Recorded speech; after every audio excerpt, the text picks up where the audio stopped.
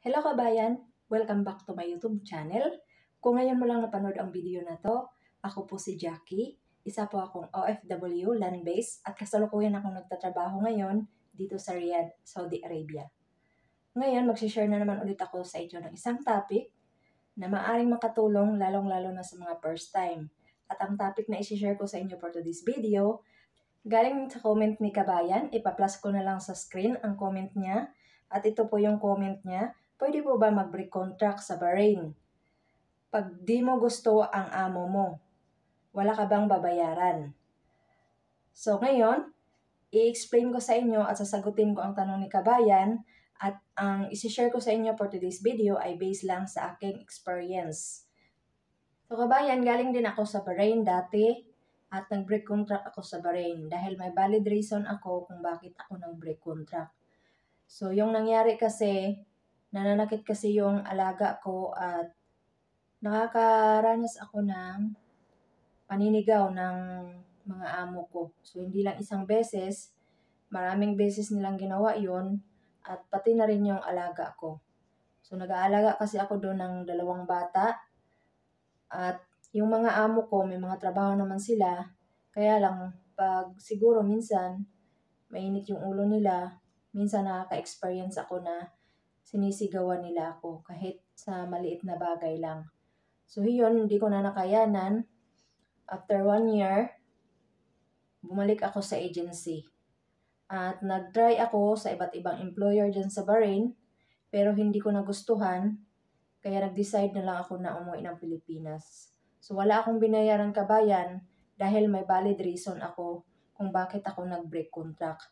So sa mga previous ko na video, na-share ko doon kung ano yung mga dahilan kung bakit ako umuwi at nag-break contract, kung ano-ano yung mga rason, kung ano yung mga na-experience ko sa loob ng 1 taon sa pagtatrabaho ko sa employer ko dyan sa Bahrain. So puntahan mo na lang yung channel ko para mapanood mo yung mga previous ko na video. Maraming salamat. Tanong mo sa akin kabayan, kapag hindi mo gusto ang amo mo, pwede ka bang mag-break contract? Mag-a-apply tayo bilang isang domestic helper. Pagdating natin sa bansa na ating pagtatrabahoan kabayan or pagdating natin sa bahay ng amo natin, ang unang-una nating gagawin ay mag-observe tayo. At kung ano-ano yung mga trabaho na sasabihin ng amo nating babae, yun ay tandaan natin, tapos magtanong tayo sa kanya kung ano-ano yung dapat nating gawin sa umaga, kung paano gamitin yung mga washing machine, yung dryer nila, yung mga appliances nila sa loob ng bahay nila. So yun yung unang-una nating tandaan kapag dumating na tayo sa bahay ng ating employer. Obserbahan natin kung yung sahod ba natin ay hindi late, kung on time ba sila magbigay ng sahod, kung maganda ba sila magtrato sa mga kasambahay nila, at yung mga nakasulat sa kontrata ay sinusunod ba nila. Kagaya ng sahod, kung hindi ba sila madamot sa pagkain, kung binibigyan ka ba nila ng tamang pahinga, kasi ang nakalagay sa kontrata, may pahinga tayo na 9 hours. So ito yung nakalagay dito sa kontrata ko. 9 hours yung pahinga. So pagbabasihan ko yung kontrata at yung i-share ko sa iyo ay yung experience ko. Nasabi ko na kanina kung ano yung experience ko dyan sa Bahrain kung bakit ako nag-break contract. Ito yung nakasulat sa kontrata kabayan, babasahin ko. So number 18, termination. The domestic worker may immediately terminate the contract for any of the following causes. A. When the domestic worker is maltreated by the domestic employer. So kapag sinaktan tayo ng amo natin or yung anak ng amo natin or kamag-anak ng amo natin, pwede nating i-break ang kontrata. So yun yung nakalagay dito sa kontrata kabayan. Kahit saang bansa ka man magtatrabaho, kapag sinaktan ka ng amo mo, may rason ka na mag-break contract. So ito yung nakalagay dito sa kontrata. Ito kasi yung susundin natin at susundin ng employer. So proceed ako kabayan sa next.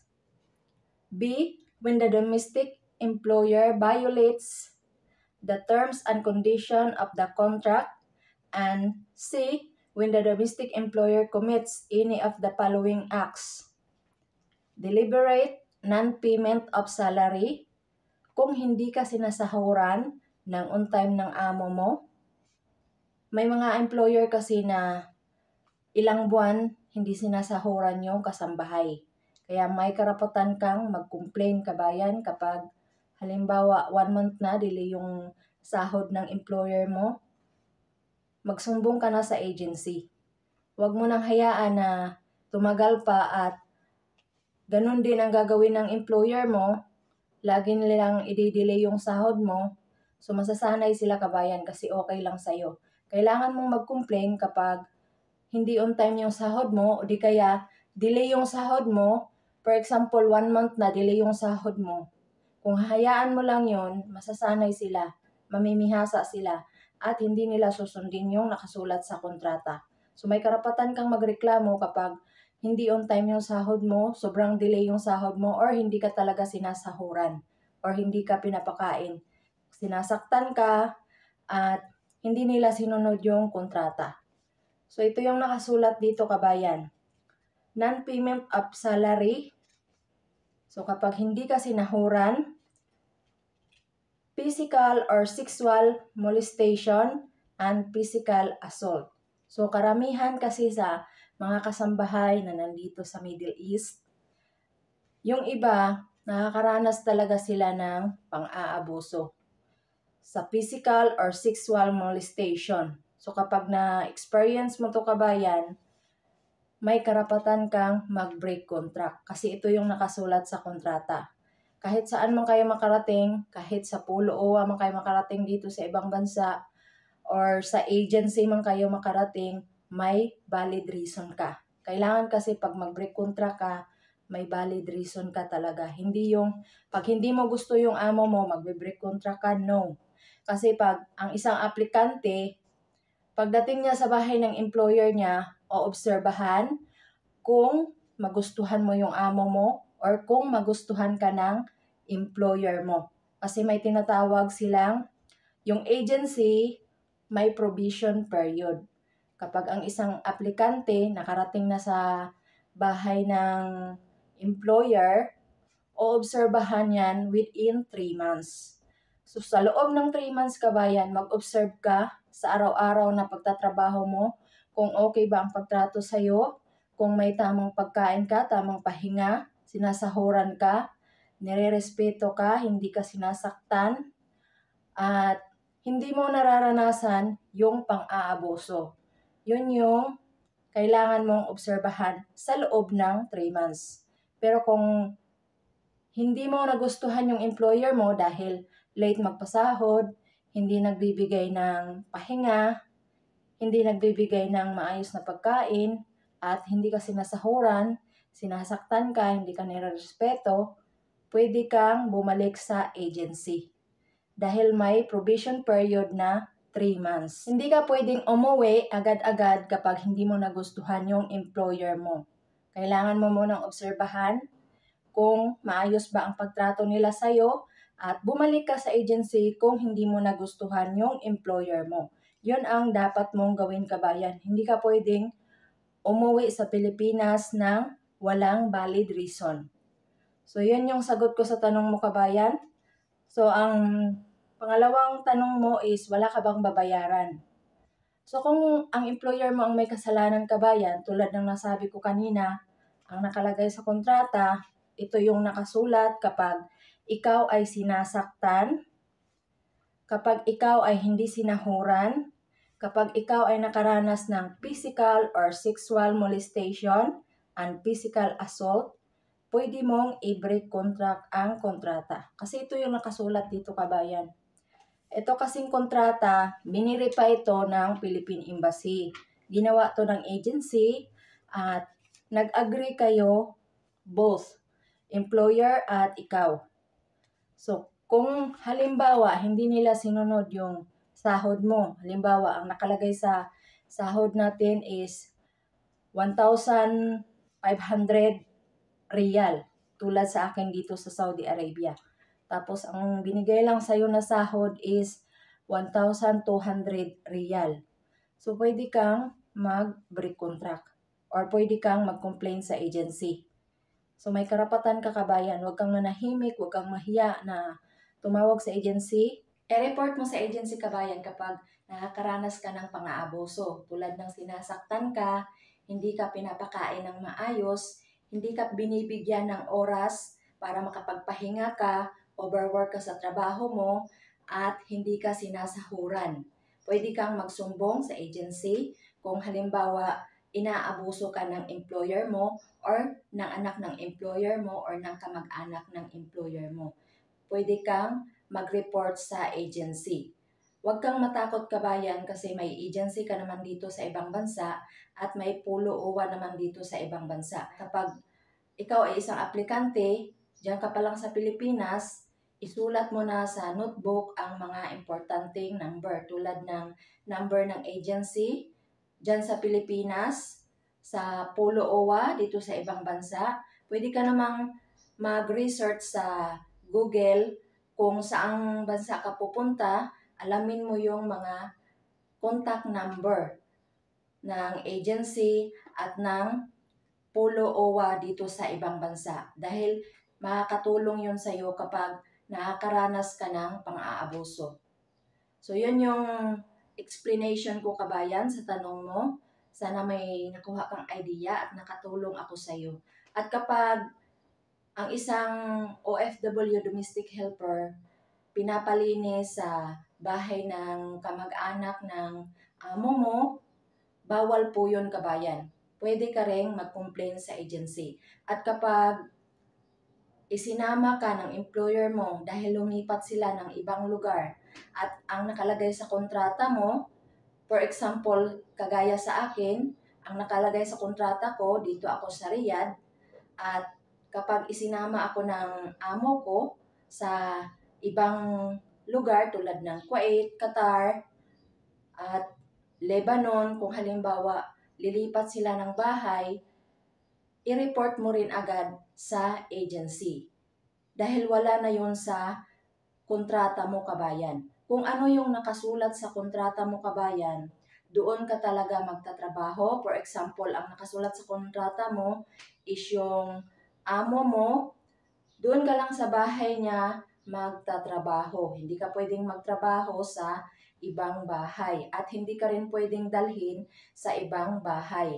So, yun, kabayan, yung kailangan nating tandaan. Alamin natin kung ano yung karapatan natin bilang isang domestic helper o FW para hindi tayo maabuso. Yung iba kasi, hinahayaan kasi nila na inaabuso sila ng employer nila. Kaya yung iba, nakasanayan na ng employer na aabusuhin yung kapwa natin kababayan na domestic helper o FW.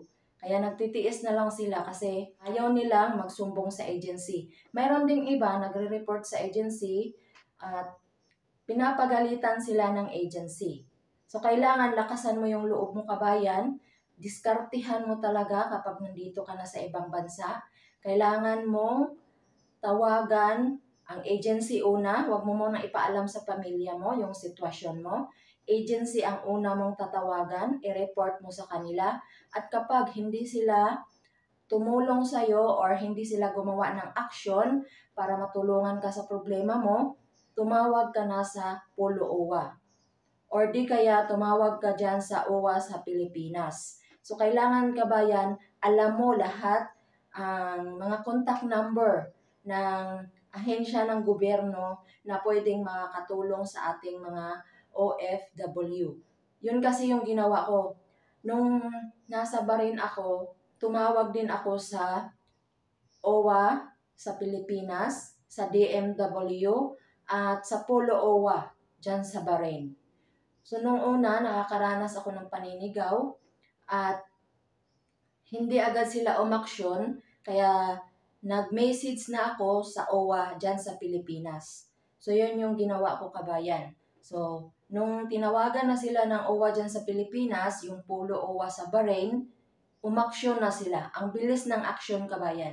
Kaya huwag ka lang manahimik kapag nakaranas ka ng pang-aabuso. Kagaya ng sinabi ko, kapag sinasaktan ka, kapag hindi ka pinapakain ng maayos, or kapag overwork ka sa trabaho mo, or hindi ka sinasahuran. Yun yung mga valid reason, kabayan. Kapag naranasan mo yan sa bahay ng employer mo, huwag mong hayaan, kabayan.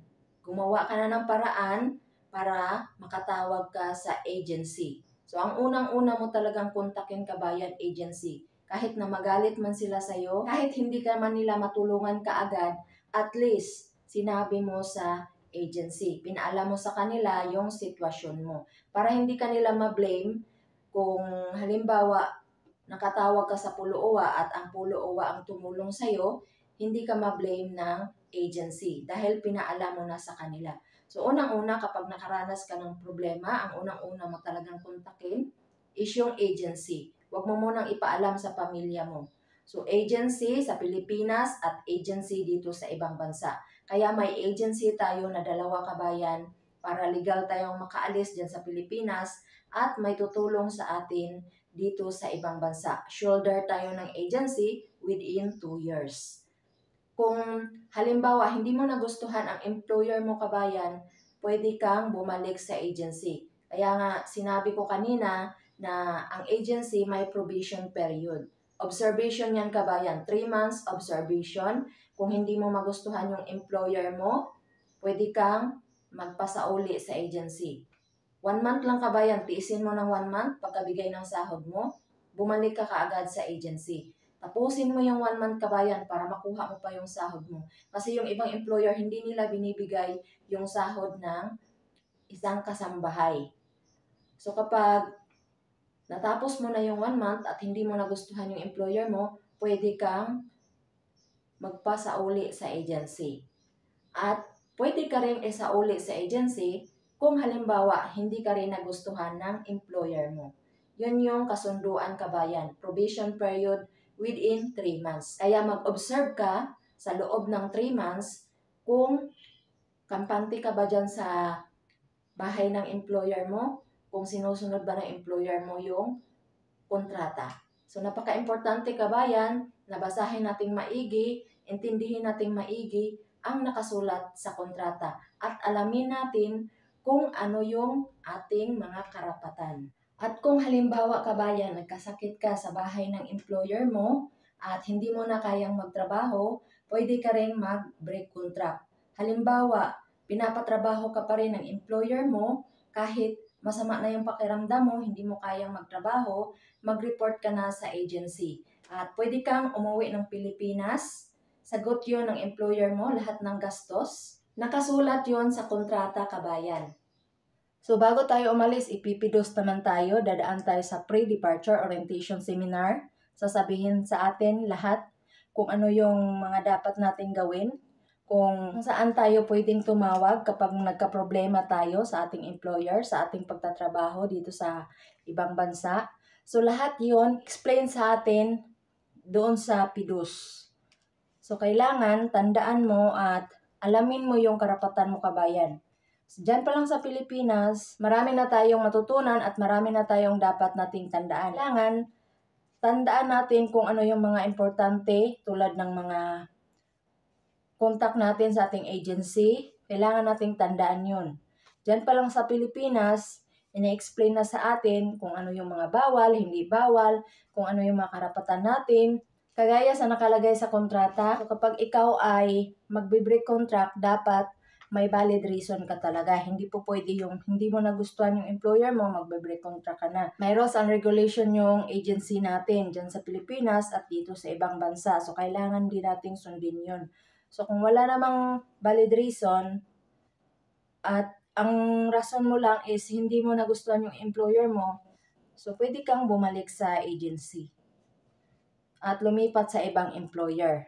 So, yun yung sagot ko sa tanong mo, kabayan. Maraming salamat sa comment mo at sa suporta. So, next naman, nagtanong si Kabayan Romel. Shout out sa inyo. Salamat sa mga comment nyo. Ano ang pangalan ng agency mo? Gusto bumalik sa abroad ang asawa ko. So, ang agency ko ngayon, kabayan, is Global Pro. So, ito yung t-shirt na binigay sa amin ng agency ko dyan sa Pilipinas. Ito yung suot-suot namin nung paalis kami, nung papunta na kami dito sa ibang bansa. So, ito yung agency ko sa Pilipinas. Papunta dito sa abroad. Dito sa Riyadh, Saudi Arabia.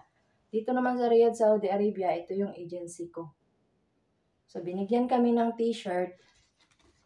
Makita kami kaagad kasi ang nagsundo sa amin is yung driver ng agency or staff ng agency dito sa ibang bansa. So, para mabilis kaming makita dun sa airport, nagbigay yung agency namin ng t-shirt. Nagtanong din si Kabayan Jerry, shout out sa inyo, about naman sa PGH. Ang tanong niya sa akin, kung nasa Saudi na siya, pwede pa ba siyang makapag-loan sa PGH? So, ang sagot ko sa iyo, Kabayan, hindi na. Kasi yung PGH, kailangan kanilang makausap ng personal. Marami kang kailangang permahan sa kanila. I-interviewin kanila, i-CCI kanila. At kailangan personal mong ipasa yung mga requirements na kailangan nila. Tulad ng iyong passport, valid ID, barangay clearance, latest na electric bill, 2 yon. At marami pang iba. So, i-explain naman sa iyo kapag pumunta ka doon, mag-inquire ka sa opisina ng PGH. Kapag nandito ka na sa Saudi Arabia, hindi ka na pwedeng makapag-loan sa kanila dahil hindi mo na mapirmahan yung mga kailangan mong pirmahan. So, kailangan pag paalis ka na, pumunta ka sa opisina ng PGH kung gusto mo talagang mag-loan sa kanila. So, kapag dito ka na kasi sa ibang bansa, hindi ka na nila ma-interview ng personal, hindi ka na nila ma-CI, at hindi mo na maipasa ng personal yung mga requirements na kailangan nila at hindi mo na mapermahan yung kailangan mong permahan sa mga dokumento na ipapasa mo sa kanila. So, may form ka kasi na pipil upan din doon, Kabayan. So, magsusulat ka din doon ng mga kaibigan mo na pwede nilang kontakin. At gagawa ka ng sketch kung saan mas malapit yung bahay mo. Marami kang kailangang ipasa. Kailangan mong personal silang kausapin. Nandito ka na sa ibang bansa, hindi mo na pwedeng gawin yun, Kabayan. So, kailangan, bago ka umalis, pumunta ka muna sa PGH office para makausap mo sila ng personal at para ma-explain na rin sa iyo ng maayos kung ano yung mga rules and regulation nila, kung ano yung mga dapat mong malaman. So, yun yung sagot ko sa tanong mo, Kabayan. Sana nakatulong ako. Maraming salamat sa comment nyo. So, maraming salamat, Kabayan, sa comment mo. Sana nakatulong ako at na-explain ko ng maayos, nakakuha ka ng idea. So, kung nagustuhan nyo ang mga ganitong topic, paki-press ang like. Paki-comment na rin kung ano yung tanong nyo about this topic. At huwag kalimutang i-share para makatulong din ako sa iba. Pakipindot ang subscribe at notification bell para ma-update ka sa mga video na i-upload ko. Maraming salamat sa inyong suporta at panonood sa aking mga videos. God bless sa ating lahat.